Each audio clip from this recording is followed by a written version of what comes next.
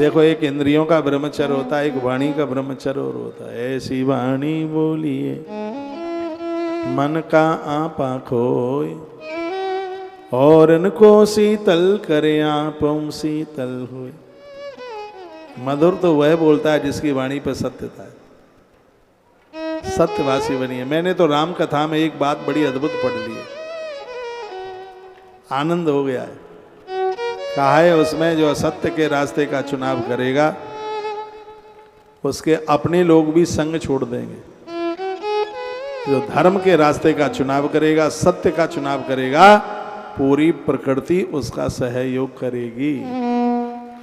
रामायण में यही है, रावण ने अधर्म के अन्याय के रास्ते का चुनाव किया, सगे भाई विभीषण ने संग छोड़ दिया।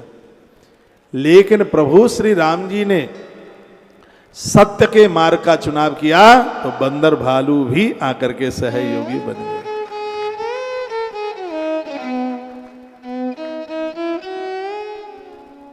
धर्मन दूसरी सत्य समाना, धर्मन दूसरी सत्य समाना, आगम निगम पुराण बखाना, आगम निगम पुराण बखाना, धर्मन दूसरी सत्य समाना, धर्मन दूसरी सत्य समाना, आगम निगम पुराण बखाना, आगम निगम पुराण बखाना, धर्मन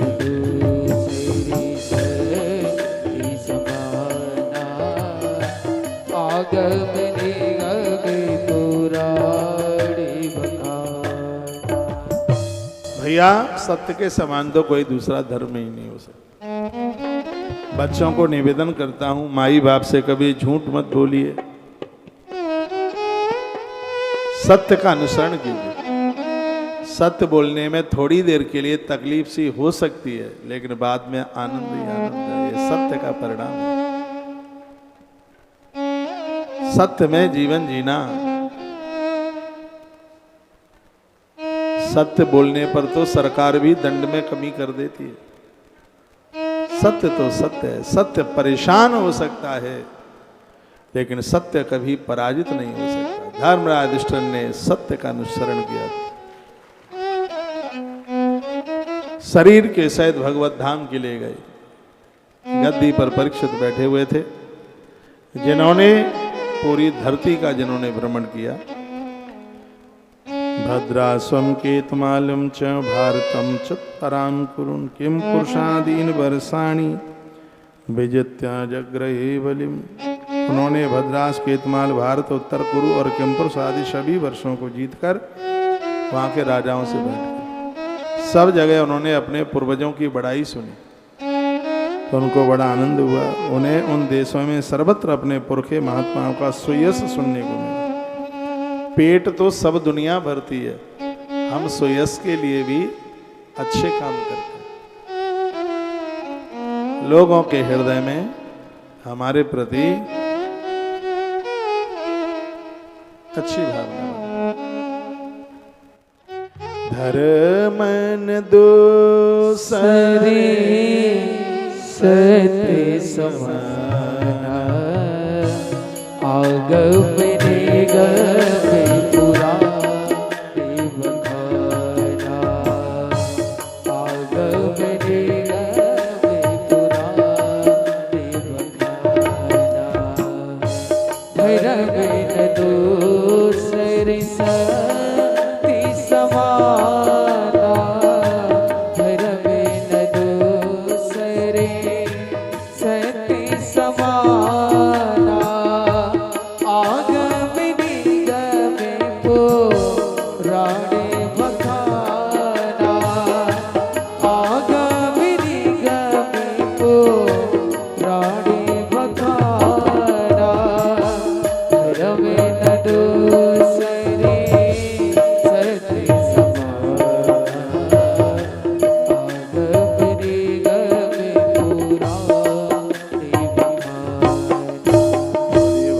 वत्सल भगवान की। जय। यदा परीक्षित कुरुजांगले वसन कलिम प्रविष्टम निज चक्रवर्तिनः। उनको ये पता लग गया था कि मेरी राजधानी में कलयुग का प्रवेश हो गया। कलयुग कैसे कहते हैं? जिस राज्य में शराब बढ़ जाए, हिंसा बढ़ जाए, लोग मांसाहारी हो जाएं, लोग दुराचारी हो जाएं, जहां नारी सुरक्षित न हो, बूढ़ों को त्रसित किया जाए, छोटे छोटे बच्चे बीमारी से मौत को प्राप्त हो रहे हों, तो बताया जाता है कि उस क्षेत्र में कलयुग का प्रकोप है और राजा को उसके विरोध में खड़ा होना चाहिए। राजा को चाहिए कि शराब का विस्तार न हो, राजा को चाहिए कि जीव की हिंसा ना हो, इसके ऊपर वो बहुत विशेष ध्यान दे। देश की इकोनॉमी को बढ़ाने के लिए कमाई के बहुत साधन होते हैं। ये जरूरी नहीं कि जीव हिंसा करके और लोगों के प्राण लेकर के ही धन बढ़ाया जाए। शराब प्राण ही ले रही है और क्या कर रही है? ये आप दुर्भाग्य नहीं कहोगे? कोरोना के बाद में मंदिर बाद में खुले और शराब के ठेके पहले खुल गए। दुर्भाग्य नहीं कहोगे तो और क्या कहा जाएगा? मंदिरों में ताला था और शराब के ठेके पर पी पी करके नाच रहे थे।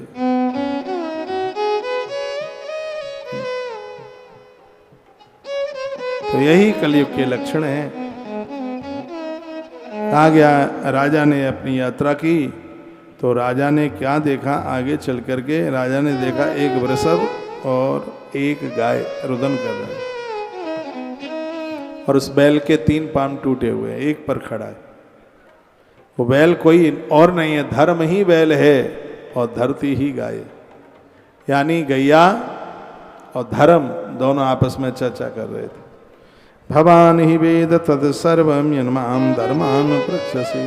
पृथ्वी ने कहा, ये धर्म तुम मुझसे जो कुछ पूछ रहे हो वह सब स्वयं जानते हो। जिन भगवान के सारे तुम सारे संसार को सुख पहुंचाने वाले अपने चारों चरणों से युक्त थे, सत्य, पवित्रता, दया, क्षमा, त्याग, संतोष, सरलता, सम, दम, तप, समता, तितिक्षा, उपरति, शास्त्र, विचार, बहुत सी बातों का वर्णन किया।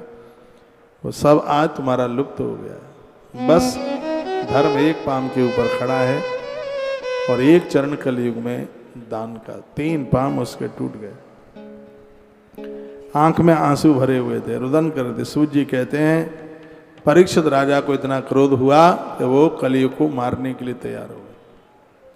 कलयुग को लगा कि अब मैं मर जाऊंगा, तो रो पड़ा और चरणों में गिर पड़ा और कहा, आप मुझे मारिए मत, अपने हिसाब से रहने के लिए जगह दे दीजिए।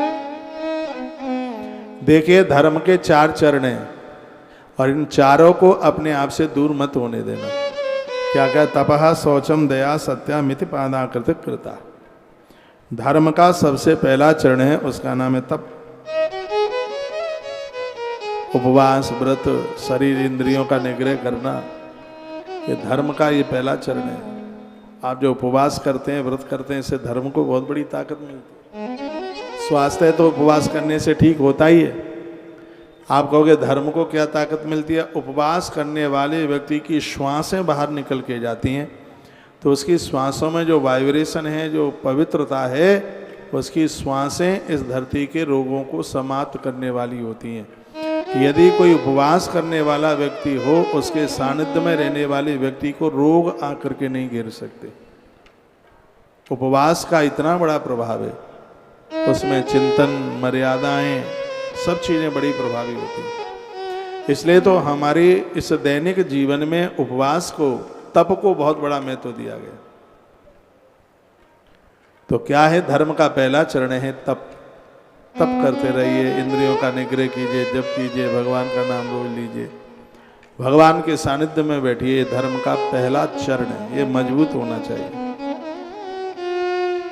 तप की बड़ी महिमा है। तपबल शंभु करें संहारा। तप के प्रभाव से महादेव धरती का उद्धार करते हैं, ब्रह्मा सृजन करते हैं और नारायण इस तप के प्रभाव से पूरी धरती का पालन करते हैं। आप जितने तपस्वी होंगे उतना ही बढ़िया जीवन आप जी लेंगे। खदान में से सोने की छोटी छोटी टुकड़ियां आती हैं, मिट्टी में मिला हुआ है, कोई मोल नहीं है, लेकिन उसको ही जब भट्टी के ऊपर चढ़ा दिया जाता है, कुंदन बन जाता है, 75,000 रुपया तोला बिकता है भट्टी पर चढ़ करके। तपस्या की भट्टी पर इंसान चढ़ता है तो वो भी अपने आप में दिव्य हो जाता है, अद्भुत हो जाता है। ज्यादा खा लोगे तो क्या, ज्यादा खा लोगे, बोरा भरो और खाली करो, इतना ही है। रात को भरो, सुबह टंकी खाली करो, बस। और बहुत तो लोग खाने के लिए ही जीते हैं। खाना भी लिमिट में ही होना चाहिए। गाड़ी में जब गेज देखा जाता है, ड्राइवर देखता है गेज, तो एक निशान ऊपर लगा, एक नीचे लगा। यदि ऊपर के निशान से यदि ऑयल ऊपर चला गया तो इंजन बैठ जाएगा। ये बहुत बड़ी योग्यता है, पता होना चाहिए कि हमें खुराक कितनी चाहिए।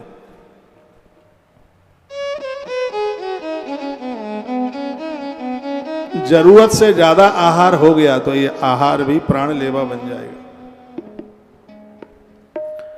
इसलिए धर्म का पहला जो चरण बताया गया है उसका नाम है तप। इंद्रियों को जीतिए, और खान पान बढ़िया होगा तो ही इंद्रियों को जीत पाओगे। खान पान बिगड़ा, इंद्रियां भड़काऊ हो जाएंगी। इंद्रियां सुंदर स्त्री को देखेंगी, सुंदर पुरुष को देखेंगी, ऊटपटांग करेंगी, उल्टा पुल्टा करेंगे। मुझे ढूंढो मदन गोपाल, मैं खोई गैया तेरी। हे भगवान, मेरी इंद्रिय रूपी गैया खो गई है। गोविंद तेरे चरणों में प्रार्थना करते हैं, मेरी पवित्र इंद्रियों को खोज करके हमें दे दो। हमें ऐसी इंद्रियों की जरूरत है जो इंद्रियां अगस्त महात्मा की थी। हमें ऐसी इंद्रियों की जरूरत है जो माता मैत्रेयी की इंद्रियां थी। हमें ऐसी इंद्रियों की जरूरत है जो इंद्रियां महात्मा अत्रि की थी। हमें ऐसी इंद्रियों की जरूरत है जो इंद्रियां माता अनसुईया की थी, जिसने देवों को अपने घर का लाल बना दिया। मुझे ढूंढो मदन गोपाल, मैं खोई गैया तेरी। भगवान, इंद्री खो गई, ढूंढ के दे दो। धर्म की बात करें तो 4 चीजों को जरूर याद करना। तो श्लोक में ये धर्म के 4 चरण बताए हैं: तप, पवित्रता, दया, दान। कल बहुत विस्तार पूर्वक इसको आप सुन लेंगे। बहुत बहुत धन्यवाद।